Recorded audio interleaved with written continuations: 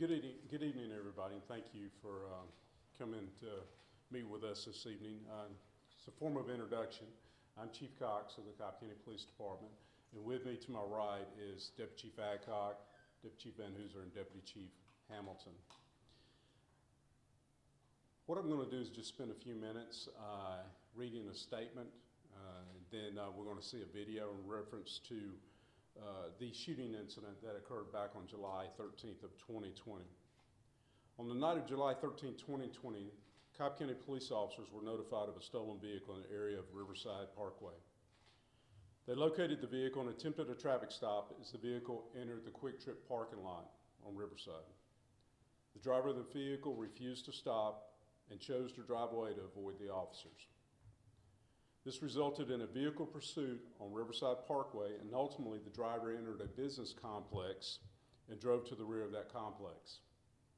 At that point, the officers were able to force the vehicle to stop. The driver of that vehicle exited the car and ran from officers.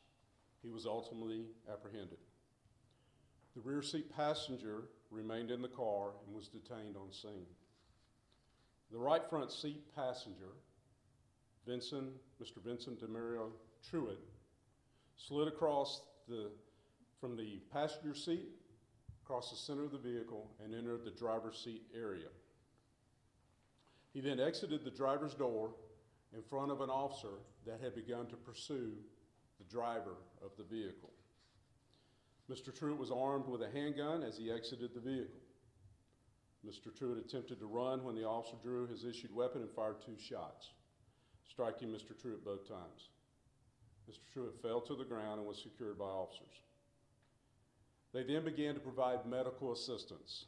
This assistance consisted of the use of chest seals, applying chest seals that they carry with them to assist them if they should ever get shot. They also began to perform CPR and continued with those life-saving efforts until the Cobb County Fire Department and EMS arrived on the scene. At that time, Cobb Fire and EMS began providing medical assistance, and eventually Mr. Truitt was transported to Grady Hospital. He passed away approximately 12 hours after the shooting incident. As with all of our officer-involved shootings within our department, this investigation was immediately turned over to the Georgia Bureau of Investigation, and they responded to the scene that evening. Our department assisted the GBI in providing the identity of Mr. Truitt. And over the next few days, the Cobb County Police Department provided a liaison, which was one of our command staff members, to reach out and communicate with the family and provide a point of contact to the family. Over the next few weeks, Mr. Truitt's mother and grandmother communicated with that liaison on multiple occasions. Upon the GBI completion of the investigation, they presented their full report to the Cobb County District Attorney's Office. The District Attorney's Office presented the case to the Cobb County Grand Jury today, and the Grand Jury has determined that the officer's use of force was authorized and recommended the District Attorney take no further action in this matter.